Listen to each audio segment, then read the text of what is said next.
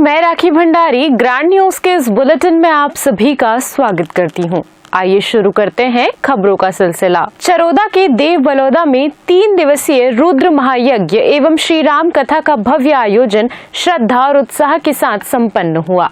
इस पावन अवसर पर 5 कुंडीय रुद्र महायज्ञ आयोजित किया गया, जिसमें विद्वान आचार्यों के मंत्रोच्चार से पूरा क्षेत्र भक्तिमय वातावरण में डूबा रहा।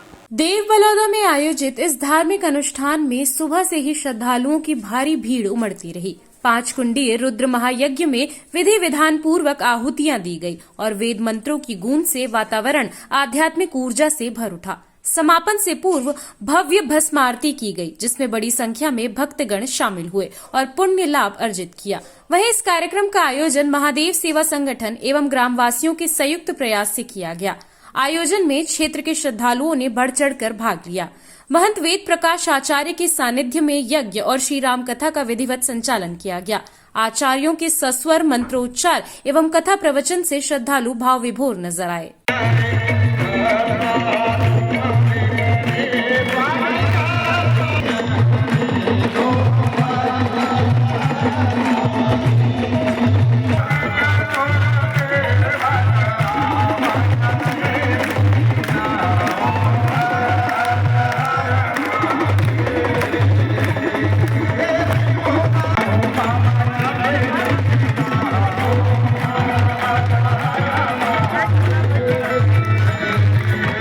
ग्रैंड न्यूज के लिए शैलेंद्र खरे की रिपोर्ट। देव बलौदा स्थित प्राचीन कलचुरी कालीन शिव मंदिर में महाशिवरात्रि के पावन अवसर पर आस्था का अद्भुत जनसैलाब उमड़ पड़ा। भगवान भोलेनाथ के जल अभिषेक के लिए रात से ही भक्तों की लंबी कतारें मंदिर परिसर में देखने को मिली। महाशिवरात्रि के इस पावन पर्व पर देव बलौदा के ऐतिहासिक कलचुरी कालीन शिव मंदिर में भक्तों का सैलाब उमड़ पड़ा। दूर दूर से श्रद्धालु भगवान भोलेनाथ के दर्शन और जल अर्पण के लिए यहां पहुंचे। रात से ही मंदिर परिसर में हर हर महादेव और बम बम भोले के जयघोष गूंज रहे थे। भोर होते ही श्रद्धालुओं ने पवित्र जल, बेलपत्र और धतूरा अर्पित कर भगवान शिव का अभिषेक किया।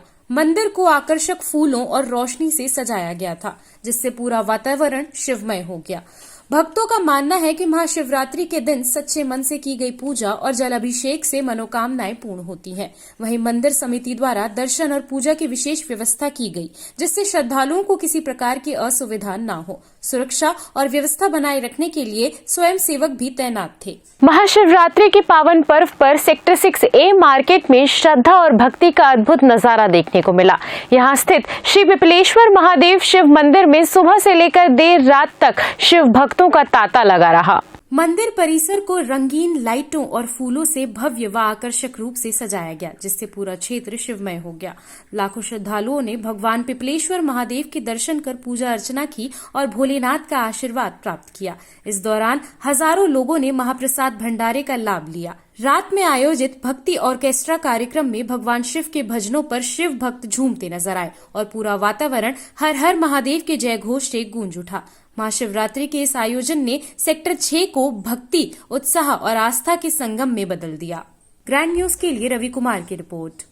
महाशिवरात्रि के पावन अवसर पर बीती शाम नेवई क्षेत्र में भोले बाबा की भव्य बारात धूमधाम से निकाली गई।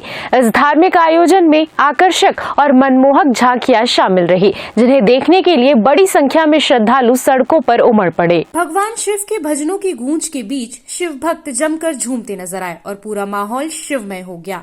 बारात नगर के प्रमुख मार्गों से गुजरते हुए श्रद्धा और उल्लास का संदेश देती रही। इस अवसर पर महाप्रसादी का भी बड़े पैमाने पर वितरण किया गया, जिसमें सैकड़ों श्रद्धालुओं ने प्रसाद ग्रहण किया। आयोजन को लेकर क्षेत्र में उत्साह और भक्तिमय वातावरण बना रहा। वहीं पुलिस व प्रशासन द्वारा सुरक्षा के पुख्ता इंतजाम किए गए थे। ग्रैंड न्यूज के लिए रवि कुमार की रिपोर्ट। महाशिवरात्रि के पावन अवसर पर पूरे देश में भक्तिमय वातावरण देखने को मिला। इसी क्रम में सेक्टर 7 सड़क 9 स्थित कल्याण कॉलेज के पास शिव मंदिर में भी आस्था का सैलाब उमड़ पड़ा। सुबह से ही मंदिर परिसर में श्रद्धालुओं की लंबी कतारें लगी रही और हर हर महादेव के जयघोष से पूरा क्षेत्र गूंजता रहा। मंदिर में विशेष रुद्राभिषेक का आयोजन किया गया, जहां विधि विधान से भगवान शिव का जल, दूध और बेलपत्र से अभिषेक किया गया। पंडितों के मंत्रोच्चार और शिव मंत्रों की गूंज के बीच श्रद्धालुओं ने पूजा अर्चना कर अपने इष्ट देव से सुख समृद्धि और परिवार की रक्षा का आशीर्वाद मांगा। दिन भर हजारों की संख्या में भक्तों का तांता लगा रहा। भक्ति, श्रद्धा और उल्लास से सराबोर ये आयोजन देर शाम तक चलता रहा, जिससे पूरा क्षेत्र शिवमय हो गया। ग्रैंड न्यूज के लिए ब्यूरो रिपोर्ट। अब वक्त हो चुका है एक छोटे से ब्रेक का, मिलते हैं ब्रेक के बाद।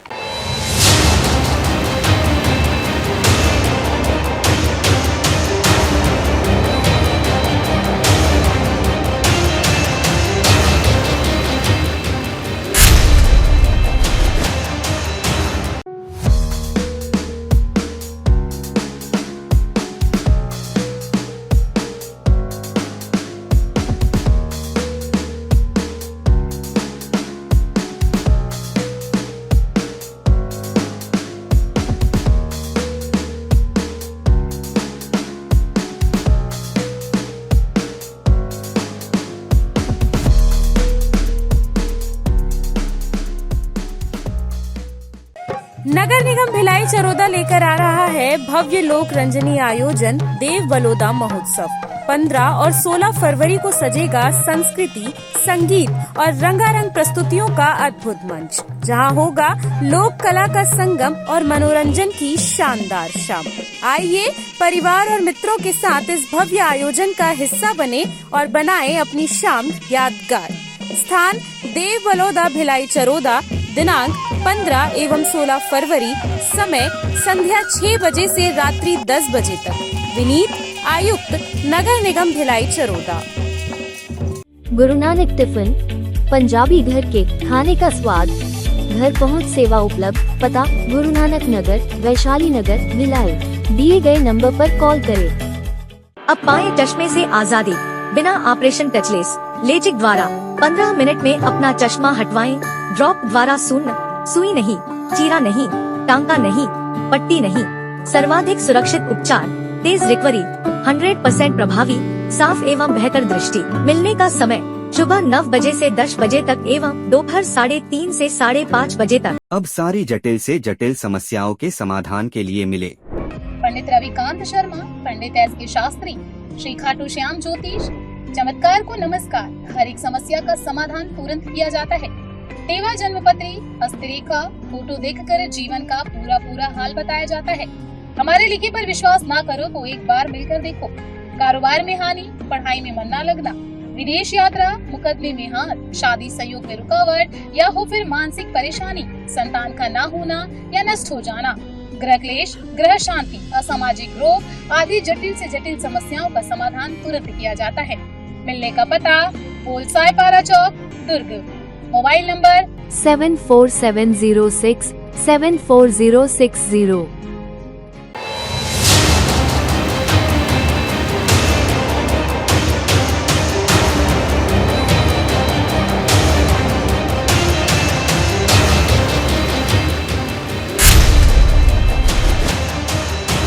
ब्रेक के बाद आप सभी का स्वागत है। चलिए बढ़ते हैं अगली खबर की तरफ। नगर पालिका निगम भिलाई चरोदा द्वारा 15 एवं 16 फरवरी को आयोजित 2 दिवसीय देव बलोदा महोत्सव का शुभारंभ गरिमामय एवं उत्साहपूर्ण वातावरण में संपन्न हुआ।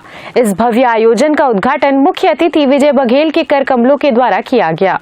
महोत्सव के शुभारंभ अवसर पर महापौर निर्मल कोसरे, सभापति कृष्णा चंद्राकर, निगम आयुक्त डीएस राजपूत सहित निगम क्षेत्र के विभिन्न वार्डों के पार्षद, अधिकारीगण एवं बड़ी संख्या में नागरिक उपस्थित रहे।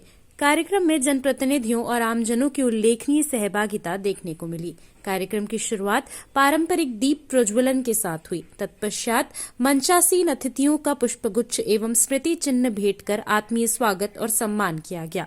मुख्य अतिथि विजय बघेल ने कहा कि देव बलोदा महोत्सव क्षेत्र की सांस्कृतिक विरासत को संरक्षित करने और स्थानीय प्रतिभाओं को मंच प्रदान करने का सशक्त माध्यम है। उन्होंने नगर निगम के इस प्रयास की सराहना करते हुए इसे सामाजिक एकता और सांस्कृतिक समृद्धि को बढ़ावा देने वाली महत्वपूर्ण पहल बताया। नगर पालिका का गठन हुआ, प्रथम बार मुझे इस नगर पालिका के अध्यक्ष के रूप में सेवा का अवसर मिला। यहाँ के जनता जनार्दन के आशीर्वाद से, और इस देव बड़ौदा मंदिर जो ऐतिहासिक मंदिर है, कलचुरी काल का मंदिर, 500-550 साल पूर्व बना ये मंदिर। फिर छोटा सा मेला लगता था। फिर हम लोग सभी पार्षद भाई बहन मिल के और सभी अधिकारी कर्मचारियों के साथ एक विचार विमर्श करके इस देव बलौदा की ख्याति बढ़ाने के लिए यहाँ की जो अद्भुत कला है वो लोग देखें, जाने, पहचाने, उस भावना के साथ हमने सन 2000 में देव बलौदा महोत्सव की शुरुआत की और आज 24वें वर्ष में इस आयोजन में हम सब आए हैं। मैं इस अवसर में सभी को बहुत बहुत बधाई देता हूँ, शुभकामनाएं देता हूँ और भगवान भोलेनाथ की कृपा सब पर बनी रहे, मैं भगवान से प्रार्थना करता हूँ। कार्यक्रम के दौरान निगम क्षेत्र के सभी पार्षदों का सम्मान भी किया गया। देव बलौदा महोत्सव ने एक बार फिर ये सिद्ध कर दिया कि सांस्कृतिक आयोजन समाज को जोड़ने और परंपराओं को सहेजने का सशक्त माध्यम होते हैं। वहीं इस आयोजन को लेकर महापौर व सभापति ने भी अपना संबोधन दिया। देव बलौदा की जो प्राचीन नगरी है, यहाँ बने विजय बघेला जब मौका मिले, जब कोई वो समय संग नहीं दे रही से तो अच्छा तरह से याद है। मैं 10वीं कक्षा में रहे हूँ और 10वीं कक्षा उसी समय में पास हो रहे हैं। भैया संग काम करे मौका पाटन के नेतृत्व अमरमन के संग में करे और वो समय युवा कांग्रेस शीर्षनाथ से राजनीतिक शुरुआत। ये समय नगर पालिका के पहली गठन हुई, साड़ा विकास प्राधिकरण के बाद पहली नगर पालिका भिलाई चरोदा बने और एक व्यक्तित्व के रूप में जिला नगर पालिका के पहले अध्यक्ष बने के मौका मिले। ये समय कोनो संधि देती से ये पटरिंग पार ऐतिहासिक नगरी रही से ये नूरला से लेकर गलियारे एक तरफा आशीर्वाद से विजय बघेल पहली नगर पालिका भिलाई चरोदा के अध्यक्ष बने। वो पार्टी आज भी कायम है। विजय भैया शुरू करी तो ये नगरी आज बहुत विकास की ओर है। जब वो अध्यक्ष रही से और आज वो सांसद है, ये भोले बाबा की देन है। जब वो सोचे कि ये नगरी हमारे क्षेत्र में फिर हम बहुत विकास करें तो अपन समय में बहुत विकास भी करी। आज हम जब बने माननीय निर्मल जी में तब कोशिश करें कि जितना विकास हो जाए, हम कोशिश करें नगरी विकास कर तो आज विकास की ओर है। आज देव बलौदा आज छत्तीसगढ़ में पूरा हिंदुस्तान में जाने जाते ये नगरी भोले बाबा की नगरी करके। और आप मन से मैं एक चीज और बोलना चाहता हूँ, जब भी आपका कोई चीज की जरूरत है, आपका सांसद महोदय कभी भी खड़े और महापौर जी खड़े हैं, आपका कभी कोई चीज की आवश्यकता कमी नहीं हुआ। मैं अपने सबसे विराम देना था। जय भारत, जय छत्तीसगढ़। बहरहाल इस 2 दिवसीय आयोजन से पूरे भिलाई चरोदा क्षेत्र में उत्साह और उमंग का वातावरण बना हुआ है। ग्रैंड न्यूज के लिए शैलेंद्र खरे की रिपोर्ट। भिलाई के मरोदा इलाके में सनसनीखेज वारदात सामने आई है, जहां एक युवक ने महिला पर कटर से ताबड़तोड़ हमला कर उसे गंभीर रूप से घायल कर दिया। घायल महिला का निजी अस्पताल में इलाज जारी है। पुलिस ने आरोपी युवक को गिरफ्तार कर लिया है और उससे पूछताछ की जा रही है। मामला नेवई थाना क्षेत्र के मरोदा भिलाई का है। जानकारी के अनुसार युवक महिला से मिलने उसके घर पहुंचा था। इसी दौरान किसी बात को लेकर विवाद हुआ और अचानक युवक ने कटर से महिला पर हमला कर दिया। हमले में महिला गंभीर रूप से घायल हो गई, जिसे तत्काल निजी अस्पताल में भर्ती कराया गया। महिला की हालत इतनी गंभीर थी कि इलाज के दौरान टाके लगाने वाले कंपाउंडर के हाथ भी कांपते नजर आए। घटना की सूचना मिलते ही नेवई थाना पुलिस मौके पर पहुंची और आरोपी युवक को हिरासत में ले लिया। पुलिस द्वारा आरोपी से लगातार पूछताछ की जा रही है और मामले की जांच जारी है।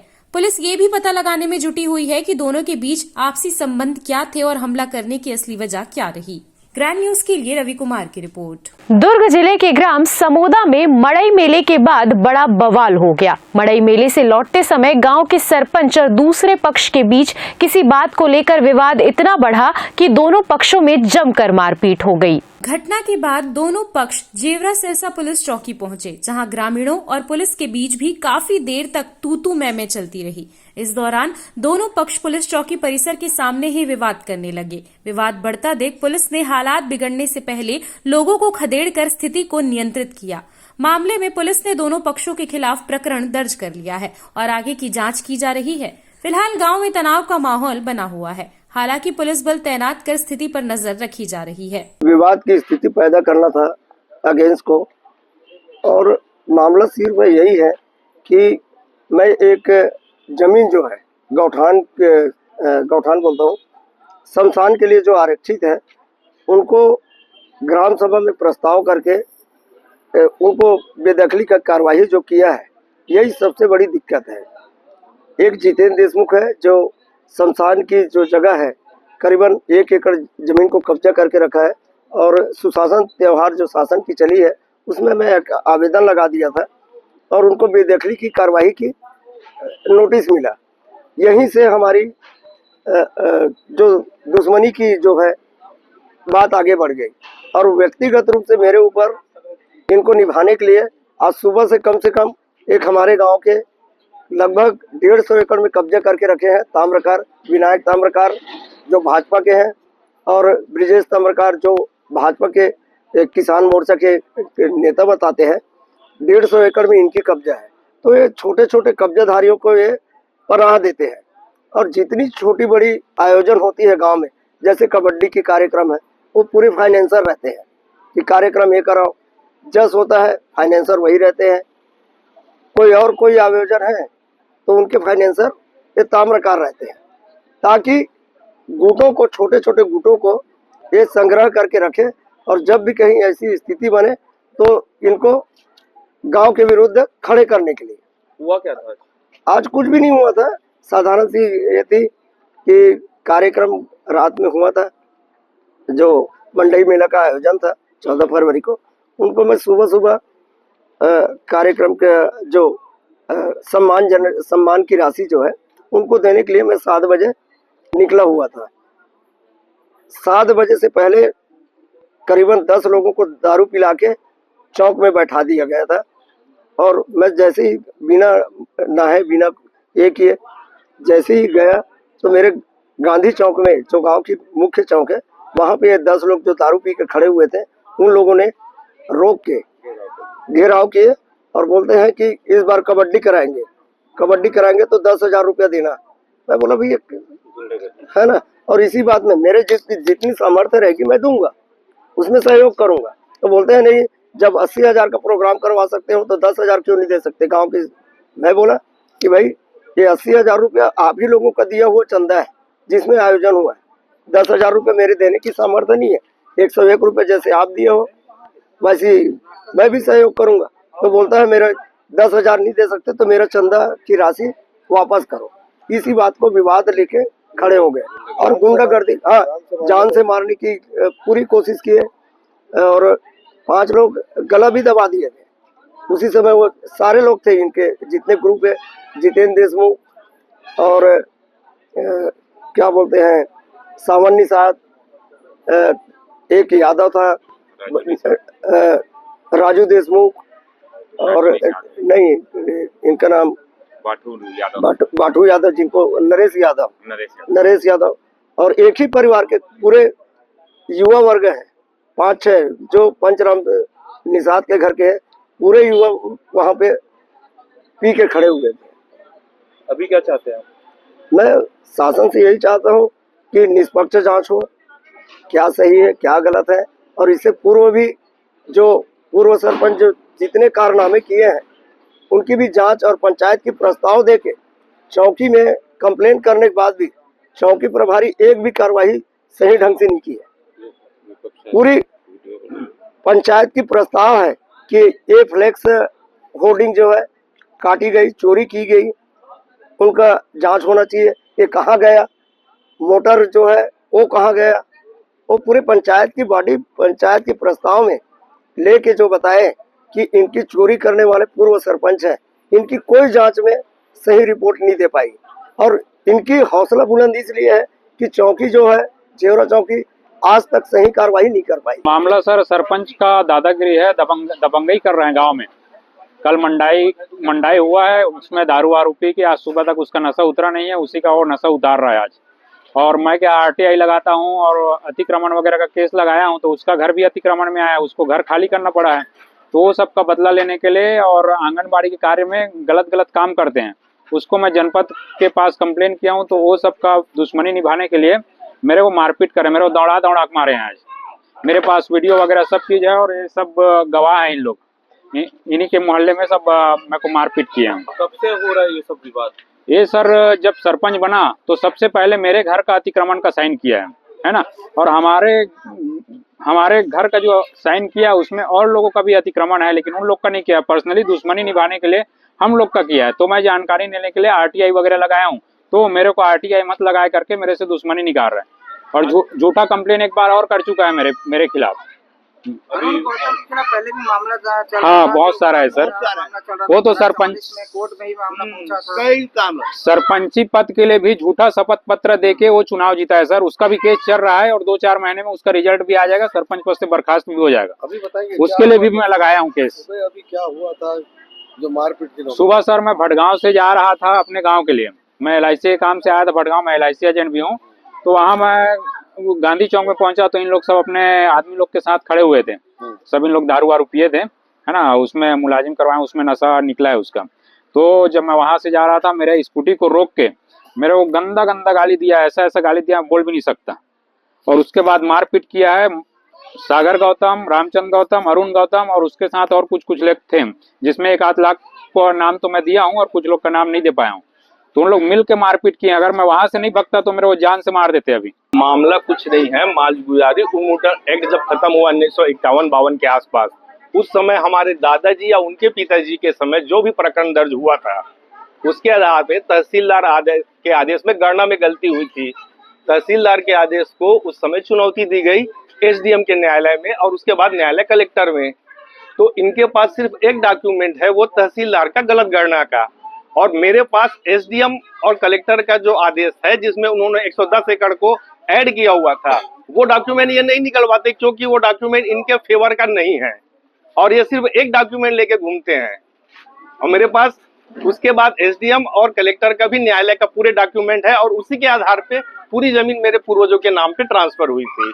और पहली बात, एक दूसरी चीज है कि 1951-52 में यदि कोई घटना घटित होती है सही गलत का, और आज उसके खिलाफ दुर्भावना से ये किया जाता है, वो गलत है सर। कल रात को समोदा में लड़ाई हुआ था, जिसमें ग्राम समोदा का सरपंच अरुण गौतम जो कार्यक्रम करने आए थे उनको पैसा दे रहा था। उसी समय गांव का जितेंद्र देशमुख उसके पास आया और बोला कि इनको पैसा दे रहे हो, हमारा पैसा जो कबड्डी करवाए थे उसका क्यों नहीं दे रहे हो करके। इसी बीच दोनों के बीच वाद विवाद हुआ और दोनों को मारपीट हुआ है, जिसमें काउंटर FIR दर्ज कर जांच की जा रही है। ग्रैंड न्यूज के लिए रवि कुमार की रिपोर्ट। दुर्ग जिले में लंबे समय से फरार वारंटियों के खिलाफ पुलिस का बड़ा एक्शन सामने आया है। लगातार दूसरे दिन चले विशेष अभियान में दुर्ग पुलिस ने रिकॉर्ड संख्या में स्थायी और गिरफ्तारी वारंट तामील किए हैं। पुलिस की इस कॉम्बिंग गश्त से फरार आरोपियों में हड़कंप मच गया है। दुर्ग पुलिस द्वारा 13 और 14 फरवरी को जिले भर में विशेष अभियान चलाया गया। इस दौरान थाना और चौकी क्षेत्रों में व्यापक कॉम्बिंग गश्त और पतासाजी की गई। 13 फरवरी को 32 स्थायी वारंट और 86 गिरफ्तारी वारंट तामील किए गए, जबकि 14 फरवरी को 97 स्थायी वारंट और 47 गिरफ्तारी वारंट तामील किए गए। दोनों दिनों में संयुक्त कार्यवाही में कुल 129 स्थायी वारंट और 93 गिरफ्तारी वारंट तामील किए गए। गिरफ्तार सभी वारंटियों को विधिवत न्यायालय में प्रस्तुत किया गया है। वहीं पूर्व दिवस में मृत पाए गए 16 वारंटियों के मामले में भी नियमानुसार प्रक्रिया पूरी की गई। ग्रैंड न्यूज के लिए रवि कुमार की रिपोर्ट। इस वक्त के इस बुलेटिन में फिलहाल इतना ही। मुझे दीजिए इजाजत और आप देखते रहिए ग्रैंड न्यूज।